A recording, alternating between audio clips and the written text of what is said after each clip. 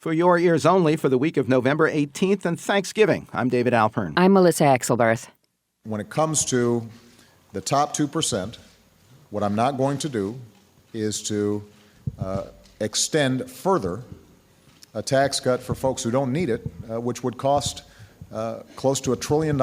And it's very difficult to see how you make up that $1 trillion, if we're serious about deficit reduction, just by closing loopholes and deductions. The math tends not to work. What the president's campaign did was focus on certain members of his base coalition, give them extraordinary financial gifts from the government, and then work very aggressively to turn them out to vote. Susan Rice should have known better, and if she didn't know better, she's not qualified. She should have known better. I will do everything in my power to block her from being the United States Secretary of State. A re-elected President Obama was back at work last week confronting the fiscal cliff and restating his demand for more taxes from the wealthiest Americans as essential to any compromise on spending cuts. Defeated Republican challenger Mitt Romney also was repeating himself, specifically echoing the earlier secretly taped sentiment that Obama's appeal was based on federal favors to key voting groups, women, minorities, young people, which drew sharp criticism from other GOP leaders eager to win over those groups, not insult them. Republican Senator John McCain, meanwhile, kept up his campaign against the possible nomination of UN Ambassador Susan Rice to be Secretary of State. He cited her misleading explanation of the Benghazi consulate attack that killed the U.S. ambassador and 3 other Americans last September 11th, though new testimony from resigned CIA Chief David Petraeus, albeit shadowed by an adultery scandal, seemed to shift the blame elsewhere. To tie together all these strands and more, for your ears only, we're joined again by veteran TV commentator Eleanor Clift, also a contributor at NewsweekDailyBeast.com. Welcome back to the program, Eleanor. Glad to be with you. Hi. Hi. Do you see a compromise in the works on more taxes from the rich by higher rates and or lower deductions? Well, I think all the major players are sounding very accommodating.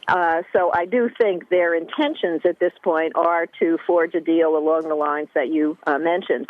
But each side is going to have to confront the interest groups. In fact, the liberal interest groups, some of them labor leaders, were at the White House this week, and they're feeling pretty good after a winning presidential election and adding 2 more Senate seats. And so they don't want the president to give in too much on shaving entitlements. And the president, I think, entering a second term, really can't afford to back down on his campaign pledge that the rich have to pay more. And Republicans are going to have to climb down from their no new taxes pledge, which has been a very powerful underpinning of the party for some time. So it's going to be fascinating to see how they do it. But the betting right now is that they'll probably pull something off before the end of the year. What role in the process do you see for Romney's defeated running mate Paul Ryan, the Republican House budget master? Does he benefit from aiding a compromise or standing on principles favored by the party's conservative base?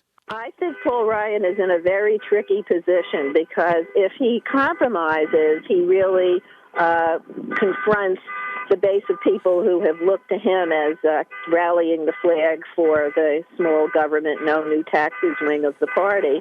If he doesn't compromise, then he will have difficulty being seen as somebody who could win a national election. He could, win among conservatives, but that's not enough to win the presidency. So I'm not really sure where he's going to come out, but he carries a lot of weight because if the Speaker of the House can get Paul Ryan on his side, Ryan can bring along a lot of votes. So he's the man to watch. On the Democratic side, how do you see the House and Senate leadership getting party support for painful cuts in entitlements and other spending if the rich do end up paying more one way or another? Well, I think Harry Reid will do pretty well on the Democratic side. And Mitch McConnell, I think, is on the Republican side, is also looking at the handwriting on the wall. And I think Nancy Pelosi, who's now staying on as the minority leader in the House, she's another figure who, if she's quite a strong liberal, and if she goes along with the deal, she can probably bring along enough votes in her caucus. And so getting the leaders on board, even Speaker Boehner has said, don't worry about my caucus, they'll come along this time. Well, we'll see, but I think each of these leaders will have a strong selling job to do to put together the votes, and it's going to have to be both parties. And I think the president said it, will we hold hands and do this together? Because I think each party is going to take some blame from their constituents. We'll talk more about Petraeus later in the show, but do you think he could have resisted resignation from the CIA once his affair became part of the FBI investigation of anonymous emails from the biographer who had become his lover? Are the people you talk to around Washington more angry that he had this affair and jeopardized his career, or that the FBI pursued those anonymous emails and ended up finding out about it and inevitably making it part of the official record? Well, I think initially people were looking at the FBI and thinking that the FBI had overstepped. But the more we know about it, the FBI really did everything pretty much by the book. And Petraeus initially, according to reports, resisted resigning. But when it became clear to him that his affair would become public, I think he did what any military man might do. I mean, he leads an organization, really, when he was in the military that has the military code of honor. And now he's at the CIA, and can't have, if you're having an affair, you're subject to blackmail. You can't have a different rule for the guy at the top and a different rule for everybody else. Of course, since it was known, he wouldn't be subject to blackmail anymore. I mean, it had become part of the record, but could he have existed in that position with everybody knowing about it? Yes, I mean, the blackmail would be over, but he himself would have to go before the public and his wife and everybody, knowing that he had behaved in a way that violated his own code of honor and his own military code of honor. I mean, I think he's going to do just fine. I think he did the honorable thing in resigning. And according to the New York Times, he's got his eye on the presidency of Princeton. So his career, I think we're going to hear more from David Petraeus. What do you make of McCain's persistent opposition to Susan Rice, despite closed-door congressional testimony by Petraeus last week, shifting blame for misleading administration reports on Benghazi away from her? Some see an effort to have Massachusetts Senator John Kerry named Secretary of State, opening his Senate seat to another run by Scott Brown, who just lost his Senate seat to Elizabeth Warren. Is that just too Machiavellian? Well, there are lots of layers to John McCain, and I think one of them might be that he would like to see his friend, John Kerry, and the two of them have bonded over their Vietnam experiences, Secretary of State. I also think Senator McCain has never really gotten over his loss to President Obama. And lastly, he probably is motivated by some, genuine questions over how Benghazi unfolded.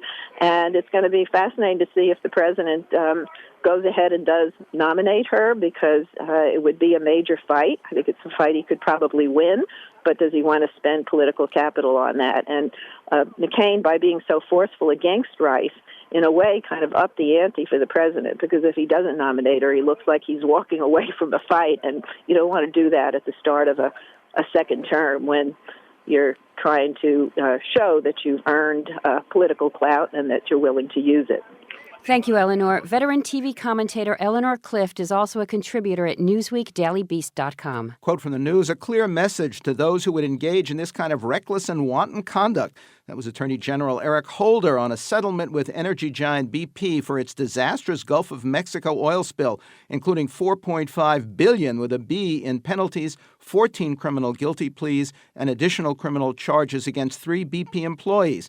A day later, another Gulf oil rig exploded, leaving 11 workers injured and 2 missing. Next, general confusion, adultery, Benghazi, Gaza for your ears only.